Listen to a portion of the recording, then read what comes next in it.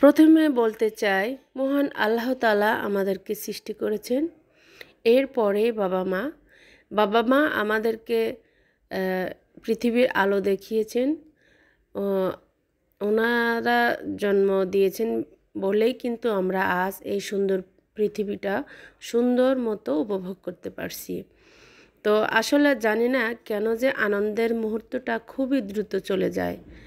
তো আর হয়তোবা আমাদের জীবনে যখন দুঃসংবাদ আসে বা কষ্টের কিছু মুহূর্ত দেখবেন সহজে কিন্তু যেতে চায় না। তো তখন আমরা অনেক চিন্তা করি যে আসলে দুঃখ আমাদের পিছু ছাড়ছে না। তো ভালো মন্দ নিয়েই আমাদের জীবন। তো এভাবেই আমাদেরকে সামনের দিকে এগিয়ে যেতে হবে। তো সব কিছুর জন্যই আল্লাহর কাছে হাজার হাজার শুকরিয়া জানাই। হ্যালো এভরিওয়ান, আসসালামু আলাইকুম। আমি বিডি ব্লগার স্বপ্না বলছি চট্টগ্রাম থেকে। কাছে দূরে দেশ এবং দেশের বাইরে থেকে যে যেখান থেকে আমার এই ভিডিওটি দেখছেন, আশা করি আল্লাহর রহমতে আপনারা সবাই ভালো আছেন, সুস্থ আছেন। আলহামদুলিল্লাহ আমরা সবাই ভালো আছি, কিন্তু আমার বাবা আগের থেকে একটু বেটার আছে। তো যাই হোক, আমার বাবাটার জন্য সবাই দোয়া করবেন। তো এটা ছিল আমার বোনের বাড়ির একটি ব্লগ। তো এখন আমরা বোনের বাড়িতে চলে এসেছি। তো এই যে আমার রাফিন সোনা, তো ওর জন্য সবাই দোয়া করবেন। তো আমার বোনের দুটা মেয়ের পর একটি ছেলে, ও আশা করেছিল যে আল্লাহ যেন ওকে একটা ছেলে সন্তান দান করে। তো আল্লাহ তাআলা ওর মনের আশা পূরণ করেছে। তো এতে করে আমরা সবাই কিন্তু খুশি। তো আমার রাফিন সোনাটার জন্য অনেক অনেক দোয়া এবং অনেক অনেক ভালোবাসা। আল্লাহ ওকে নেক হায়াত দারাজ করুক, আমিন। তো যাই হোক, তো বাবাটার জন্য আসলে খুবই তাড়াহুড়া করে চলে আসছিলাম।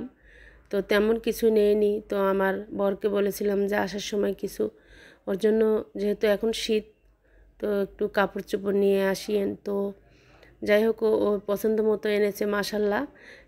গেঞ্জিগুলো খুবই কিউট ছিল, আর এখানে কিছু মোজা ছিল ছোট বেবিদের। আসলে ওর অনেক কাপড় চোপড় হয়ে গিয়েছে। ভাবলাম আস্তে আস্তে বড় হোক, সামনে আরও দিতে হবে। তো এখন তো এগুলাই দিয়েছি।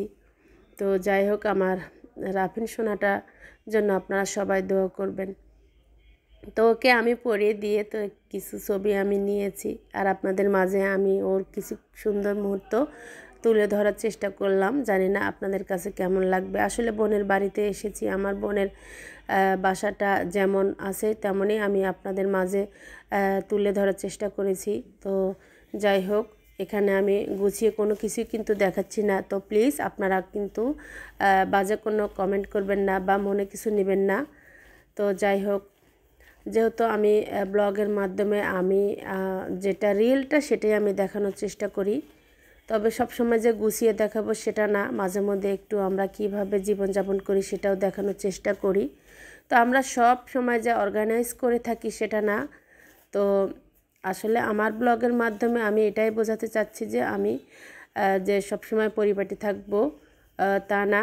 যখন যেরকম যে অবস্থায় থাকি সেটাই তুলে ধরার চেষ্টা করি। যাই হোক, এই যে কিউট বিড়ালটা, তো রাতের বেলা একটু আমি আমার ভিডিওর মধ্যে স্মৃতি হিসেবে রেখে দিলাম। যাই হোক, তো এটা ছিল সকালবেলা। তো আমার বোন একটু খোলা জালে পিঠা বানিয়েছিল। মাশাল্লাহ, ও খোলা জালে পিঠাটা খুব সুন্দর করে বানায়, মসমসে ছিল। আর এখানে যে ডাল, মুসুরের ডালের মধ্যে একটা হাঁসের ডিম ভেঙে দিয়েছিল। ডালটা মাশাল্লাহ খুবই সুস্বাদু হয়েছিল। তো চাও খেয়েছি অফ ক্যামেরাতে। আর এটা ছিল দুপুরবেলা। তো একটু এটা হচ্ছে মহিষের মাংস।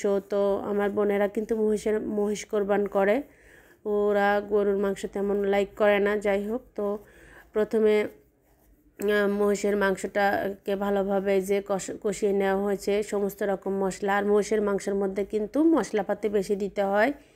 এখানে মাংসের মধ্যে যা যা মশলা দেওয়া হয় সেগুলোই দেওয়া হয়েছে। তো ওর হাতে বানানো মাংসের মশলা, সমস্ত রকম মশলা দিয়ে ও নিজেই তৈরি করে, সেটাও দিয়ে দিয়েছে। আর আদা বাটা, রসুন বাটা, পেঁয়াজ, এগুলো একটু বেশি করে পরিমাণে দিতে হবে। এগুলো দিলে হয় কি, একটু ঝোলটা ঘন হয়, খেতে খুবই মজা হয়।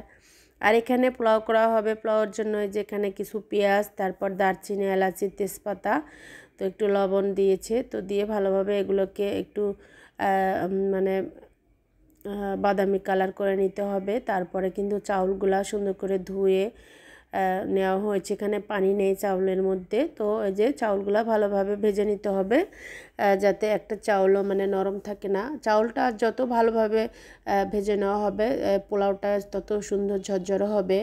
তো মাশাল্লাহ এটা আমি করছিলাম, ও আসলে অন্য অন্য কাজ করছিল।